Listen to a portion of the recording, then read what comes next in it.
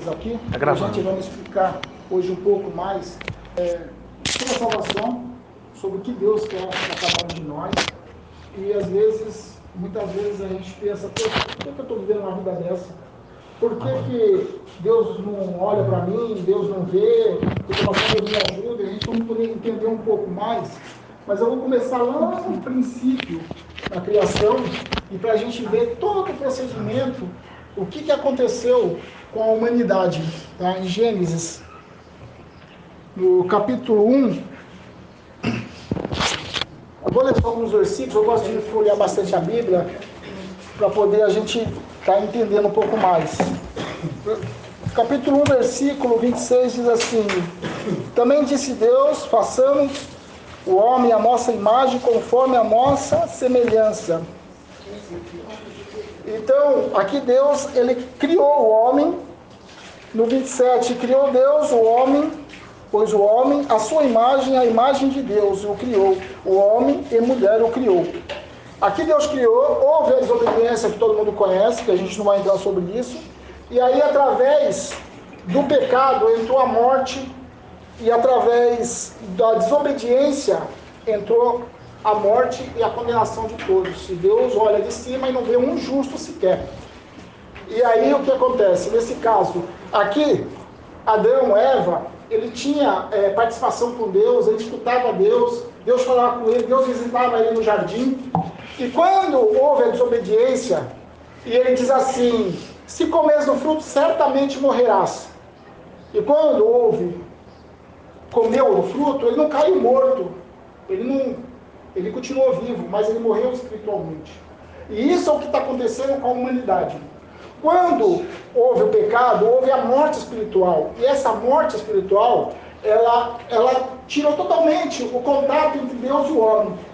O que acontece? Para a gente entender um pouco mais, vamos entender que um cachorro consegue comunicar com um cachorro, um gato consegue comunicar com o gato, um pássaro com o pássaro, nós humanos com humanos, e Deus é espírito. Nós só conseguimos comunicar com Deus através do espírito. Mas o espírito morreu. E quando houve essa morte, houve totalmente a separação de Deus com o homem. E aí, nós não conseguimos mais entender as coisas de Deus, não conseguimos mais entender o propósito de Deus na nossa vida, e nós vivemos a nossa vida achando da forma que a gente se sentimos melhores. E aí o que acontece? Nesse caso, Deus, ele não pode fazer nada. O homem tem que ter uma decisão, ele tem que tomar uma decisão. Como que isso? Romanos 10, 9. Deixa eu abrir em Romanos 10, 9 para a gente entender. Romanos 10, 9 fala assim: se com tua boca confessares Jesus como Senhor, e em seu coração creres que Deus ressuscitou dentre os mortos, será salvo. Esse será salvo é porque nós não somos salvos. Se não haver essa confissão, se não haver esse reconhecimento, o espírito continua morto. E não há possibilidade de nós entendermos a Deus e conhecermos qual é a boa, agradável vontade de Deus na nossa vida. Quando nós tomamos uma decisão de falar: não, eu não quero mais viver essa vida, eu quero nascer novamente, como Jesus fala para Nicodemos: Nicodemos, você tem que nascer novamente. E ele fala: mas como tenho que nascer? Eu tenho que entrar no ventre da minha mãe novamente e vir? Não, no Espírito. Por quê? O que Jesus quis dizer com isso? Ele quis dizer, para poder chegar a Deus, entender as Escrituras e poder fazer as vontades de Deus, você não vai conseguir nunca pelas suas forças. Você precisa ter um contato com Deus, aceitar a Cristo e se tornar filho novamente, porque todos nós somos criaturas, e a gente vai ver isso em Romanos, em João 1,12. Abre aí, por favor. João 1,12. Então aqui, ele diz assim: se confessares, né, com tua boca e no seu coração, e aqui está, ó, Deus ressuscitou entre os mortos, aqui, ó. Se com tua boca confessares Jesus como Senhor, e no teu coração creres que Deus ressuscitou dentre os mortos, será salvo. Porque com o coração se crê para a justiça, e com a boca se confessa a respeito da salvação. João 1,12. Mas a todos quanto receberam, deu-lhes o poder de serem feitos filhos de Deus, aos que creem no seu nome. Então, nesse caso, o primeiro passo para a gente conseguir entender a Deus e ter força para fazer as vontades de Deus, esse é o primeiro passo. O reino de Deus, ele é tomado por esforço. Jesus, ele diz que aquele que não carregar a sua cruz não é digno. O que quer dizer isso? Que não carregar a sua cruz? Se você não se esforçar no Evangelho, como ele diz, que é por esforço, se você não passar por cima das suas vontades para agradar a Deus, depois de ter feito a confissão, crer e aceitar e querer servir a Deus, aí sim, as coisas começam a acontecer. Deus, ele quer o melhor para cada um de nós. Ele não quer ver a gente viver uma vida ruim, passar dificuldades, mas só que assim, Isaías 59, 1, por favor, pastor. Isaías 59, 1. Deus, ele precisa que você tome uma atitude para que ele possa trabalhar na sua vida, modificar, transformar, dar o que ele quer, o bom e o melhor. Mas nós impedimos isso. Nós impedimos. Nós não deixamos Deus, nós amarramos a mão de Deus para que ele não possa... 59:1. Eis que a mão do Senhor não está encolhida para que não possa salvar, nem surdo o seu ouvido para que não possa ouvir. Então tá aí. Deus, ele precisa de uma atitude de cada um de nós. Primeiro passo, reconhecer Cristo, querer mudar de vida, querer tomar uma atitude. Depois, esforçar, porque tudo é um esforço. Se você vai trabalhar, você está se esforçando para você ter uma renda no final do mês, para você poder comprar o seu alimento, pagar o seu aluguel. Tudo tem um esforço. O reino de Deus também tem esse esforço. Esse esforço vai depender de cada um tomar a sua atitude, o seu passo e querer. Porque senão, as consequências vão continuar do mesmo jeito. Daí para pior. Porque como o pastor falou, o irmão comentou, o diabo ele veio para roubar e matar, destruir. O que quer dizer isso? Ele veio para roubar o quê? Roubar a comunhão com Deus. Destruir o quê? A alma. Matar. Destruir a família. A função dele é essa. Por quê? Porque ele só pode fazer algo se Deus permitir. Mas, conforme as Escrituras, se a gente fizer a vontade de Deus, as bênçãos, elas vêm acompanhando cada um. Você não precisa correr atrás dela. Você não precisa correr atrás de um emprego. Porque quando você serve a Deus, Deus ele vai ser fiel na palavra. E a palavra dele está dizendo que bem-aventurado aqueles que servem a Deus. As coisas, aonde você colocar os seus pés, você prosperará. Onde você colocar as suas mãos, vai prosperar. Mas existe uma condição. A condição é querer servir a Deus, se esforçar, lutar, dar o primeiro passo e deixar que Deus faça alguma coisa. E não amarrar a mão de Deus e impedir para que Deus não haja na sua vida. Porque Deus, ele não vai passar por cima da sua vontade. Se você querer fazer algo, ele não vai te impedir. Porque é você que quer. Mas se você deixar ele fazer algo por você, ele vai fazer o melhor e bom. Porque o amor de Deus é muito grande por cada um de nós. Você não tem noção. Chama-se amor ágape. É um amor que você não consegue imaginar. Agora, depois de tudo isso, que o homem pecou aqui, que eu acabei de falar. Depois de tudo isso, que o pecado entrou na humanidade, Adão não caiu morto, mas morreu espiritual. Deus ainda, em Gênesis 3,15, ainda deu, com o amor que ele tem, esse amor ágape, depois de tantas coisas erradas que o homem fez, ele ainda falou, eu vou mandar o meu filho para vir morrer por você. Para poder te dar a oportunidade. Eu vou colocar aqui, aí ele foi crucificado. Eu vou ler uma coisa para vocês entenderem o que Jesus passou por causa de você, de mim. Ele passou muito, ele foi humilhado, ele sofreu demais. A cruz é a salvação. Está ali. Ele já deu a salvação a todos. Todos. A salvação é a todos, mas assim, está ali. Se você não for lá buscar, você vai perder a sua salvação. Se você não for lá, ele libertou todo mundo da escravidão, do pecado, de todo esse sofrimento. É como um passarinho preso numa gaiola e depois fala assim, você está livre. Mas aquele passarinho, ele está acostumado a ficar ali no pecado. Ele acha legal porque está ou curtindo a vida no mundo de uma forma ou de outra, porque ele já acostumou, ele cresceu daquela forma. Ele não conhece a liberdade ainda. Ele não deu oportunidade para ele conhecer a liberdade. E aí está ali, a gaiola aberta, e o passarinho já acostumou a ficar ali dentro. Não vamos ser um passarinho que costumou ficar dentro da gaiola. Vamos ver o que Deus tem para nós. Esse mundo é muito grande para todos nós. Não é aquele pequeno mundinho que nós vivemos achando aqueles momentos que a gente acha que é feliz. O pastor comentou que ele já fez muitas coisas e nunca foi feliz. Por quê? Porque quando Deus fez o homem, ele fez um espaço para ele. E esse espaço nada preenche. nem a bebida, nem as drogas, nada. A pessoa pode fazer de tudo, mas sempre ela vai sentir uma tristeza. E somente Cristo consegue colocar a felicidade. Se ir para a igreja é uma coisa chata, ninguém iria. Porque quando você gosta de um barzinho, de um bar, qualquer coisa, e você acha legal, você volta de novo lá. Agora, se você vai num lugar que você não gosta, você não vai voltar mais. Por que será que as pessoas vão para a igreja todos os dias? Por quê? Alguma coisa boa tem. E aí que tá, é o espiritual. Por quê? Porque quando os seus olhos não forem abertos espiritualmente, você não vai entender o que é o reino de Deus. Você não vai conhecer o amor de Deus. Você não vai conseguir entender o que Deus quer, o propósito que Deus tem na vida de cada um. Deus quer o melhor para todos nós, mas nós temos que deixar essa oportunidade para que Deus venha agir na nossa vida. Isaías 53. Aqui já. Isaías 53, aqui, olha o que Deus fez por mim e por você. Olha só. Eu vou ver o versículo 2.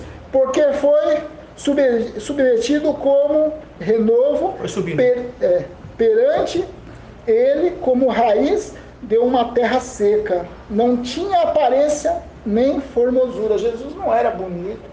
Não era aquela pessoa bonita, aquela pessoa... Não, ele não tinha formosura nenhuma. Era uma pessoa simples. Porque foi submetido como renovo perante ele, e como raiz de uma terra seca. Não tinha aparência nem formosura. Olhando, mas nenhuma beleza havia que nos agradasse.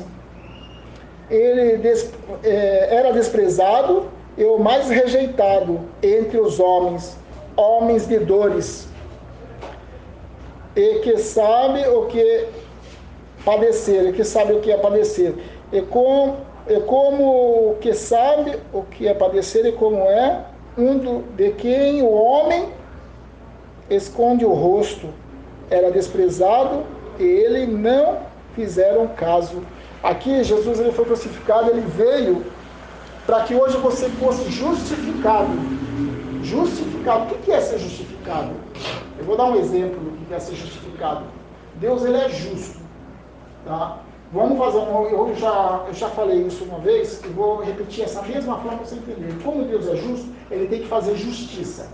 Se você pega uma pessoa que vai lá e mata um familiar seu, a polícia vai lá e prende. Chega diante do juiz, o juiz fala, não, você está livre, você está solto. O juiz está sendo justo? Não. Não, né? Então, Deus, ele fez isso por nós. Por mais que nós façamos tanta coisa errada, erramos, fizemos tudo, Deus, ele está nos justificando. Como? Através de Cristo. Por ele, alguém tem que pagar esse erro que você fez, que eu fiz. Alguém tem que pagar. E Jesus pagou por mim, por você. Ele recebeu sobre si todos os sofrimentos, ele sofreu, ele foi humilhado, e ele teve, sendo ele Deus, sendo ele uma pessoa que nunca pecou, nunca errou, ele pagou pelos meus erros e pelos seus erros. Para que hoje nós tivemos essa oportunidade que vocês estão tendo, de reconhecer Cristo como Salvador, de querer mudança de vida, de querer tomar uma atitude, deixar Deus fazer alguma na vida de vocês, para que as coisas comecem a mudar. Deus ele não faz exceção de pessoas, ele quer ajudar todos, mas nós precisamos dar essa oportunidade. Então tá aí, para nós entendermos. Então, João 1, ele diz que todos aqueles que o aceitaram deram o poder de serem feitos filhos de Deus. Quando você reconhece isso, quando você aceita Jesus, e quando você dá a oportunidade de se tornar filho de Deus, e ser um filho, aí sim há um pai que vai corrigir. Se você não vai corrigir o filho do teu vizinho, não. Deus só corrige aquele que é filho. E para você ser filho, você tem que passar por isso. Essa é a etapa. Aceitar Jesus e mudar de vida. Deus tem muita coisa maravilhosa para fazer na vida de cada um de nós. Mas nós precisamos deixar isso acontecer. Eu não quero estender muito, só falar sobre isso, para vocês entenderem o amor de Deus, o que Ele fez, para que hoje nós possamos ter essa oportunidade. Éramos todos condenados, não tínhamos salvação nenhuma, não tínhamos oportunidade de vida boa nenhuma. Mas hoje nós podemos viver o paraíso aqui na terra, servindo a Deus, reconhecendo o que Ele fez por mim. Não falar, não. Quando a gente não aceita Jesus, falar, Ele fez porque Ele quis. Então aquele sacrifício dele foi em vão. Não fazemos isso, né? E vamos entender que Ele quer o melhor para a gente em mudança. E Deus tem, sim, o melhor para cada um de nós. Amém? O primeiro passo, como foi falado, é aceitar Jesus. E depois Ele vai fazer uma obra na nossa vida. Muitas vezes a gente pensa assim, pô, mas eu tenho que ir para a igreja, eu vou parar com tudo no negócio. Você não consegue fazer isso. Mas é Deus. Mas para Deus fazer tem que ter o primeiro passo. Aceitar Ele. Ah, pô, mas eu vivo uma vida errada. Não, eu aceito Jesus. E aí é o Espírito de Deus que vai começando a convencer você, vai tirando as vontades, as coisas erradas, e vai transformando. Mas para isso precisa do primeiro passo. Esse é o primeiro passo, aceitar Jesus. Quando você aceita Jesus, é como um cartório registrado. Na nossa, aqui onde nós vivemos, você vai lá no cartório, registra e assina. No mundo espiritual não tem caneta e tinta, é a palavra é válida lá. Tanto como no inferno como no céu, ele é registrado que você faz parte de Deus. E agora é Deus que vai passar a ajudar você a fazer o que é certo. Mas para isso você tem que querer. Você tem que entender isso. Você tem que entender que Deus ele quer o melhor para você. Quando a gente escuta essas coisas e você recusa a cruz, o que Jesus passou por você, a partir desse momento existe legalidade do inimigo dele poder fazer uma vida volta na vida de vocês. Porque você está tendo a oportunidade e você está recusando. E ele quer te dar um pouco melhor. Enquanto a gente vive na inocência, sem ter o conhecimento da verdade, é uma coisa. A partir do momento que nós passamos a ter o conhecimento e saber que o caminho é esse, e que se nós não tomar essa atitude, a nossa vida vai ir para pior. Você já tem o conhecimento, então, você está sabendo. O primeiro passo é esse. Deus não está falando para você, ó, larga tudo que você está fazendo agora de errado, ó, você está bebendo, você está fazendo. Não, larga, não, Deus não está falando. Deus fala assim, ó, aceita, eu vou multiplicar. Eu estava vendo, estou aqui agora. É como um copo d'água, onde você coloca um monte de cinza. Você coloca debaixo da torneira. Ele vai pingando, aí aquilo lentamente vai subindo, vai misturando com a cinza, vai ficando preto, e aquilo vai pingando, e vai transbordando, e aquilo vai pingando, e vai transbordando, e daqui a pouco aquela água está clarinha. É isso que Deus faz. Ele não tira toda a cinza, toda a sujeira de uma vez. É um processo. Mas para isso tem que ter o primeiro passo. Eu quero mudar minha vida. Eu quero ter uma outra vida. Eu não quero viver essa vida. Eu quero ter minha família, eu quero ter isso, porque Deus ele tem o melhor para cada um de nós. Mas precisamos do primeiro passo. E depois ele vai fazer o resto. Agora, se você falar assim, não, eu não quero, beleza, Deus ele vai respeitar a sua vontade. Não vai fazer nada. Só que as consequências, elas virão. E Deus não pode fazer nada. Por quê? Porque ele leu Isaías 59.